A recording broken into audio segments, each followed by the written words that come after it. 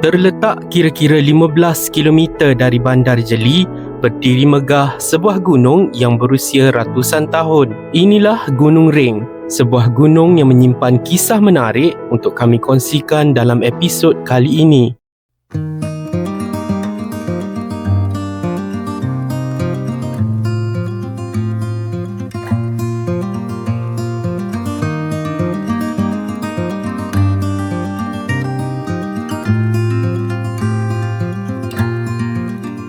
Ketika kunjungan kami ke Gunung Ring, cuaca tiba-tiba berubah dan hujan mula turun.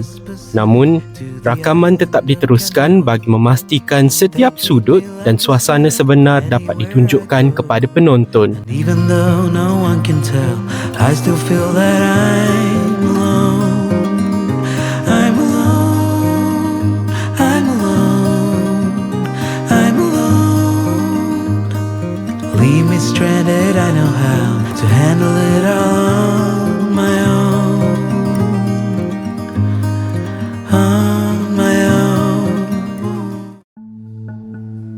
Bagaimana Gunung Ring terbentuk? Pasti ada penjelasannya secara saintifik yang kita mungkin tidak tahu. Tapi gunung ini menyimpan kisah turun-temurun yang perlu diceritakan. Dahulu, kawasan ini dikatakan sebagai sebuah kampung bernama Kampung Tala. Cerita rakyat menggambarkan ia kampung yang makmur.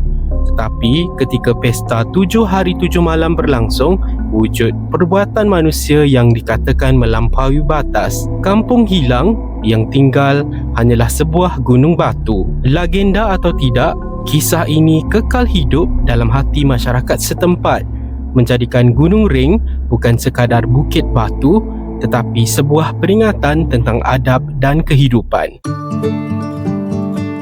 Hari ini, bukit batu ini dikenali dengan Gunung Ring Eco Park. Pelbagai kemudahan turut disediakan untuk pengunjung yang datang untuk melihat sendiri keunikan Gunung Ring. Laluan pejalan kaki, tandas awam dan deretan gerai makan yang ada kini menjadikan kawasan ini sebuah destinasi yang menarik untuk dikunjungi. Antara fakta menarik tentang Gunung Ring ialah kewujudan beberapa gua semula jadi yang berada di dalamnya. Setiap gua mempunyai namanya yang tersendiri. Antaranya adalah Gua Kolam, Gua Harimau, Gua Bedak, Gua Silat dan juga Gua Peranginan Puteri Saadong. Pengunjung yang datang boleh melihat sendiri gua ini melalui laluan yang telah disediakan dan menyaksikan sendiri keadaan serta keunikan yang terdapat di dalamnya.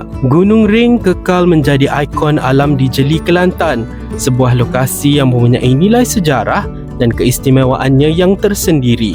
Inilah Gunung Ring, tinggalan alam yang masih berdiri megah sehingga hari ini.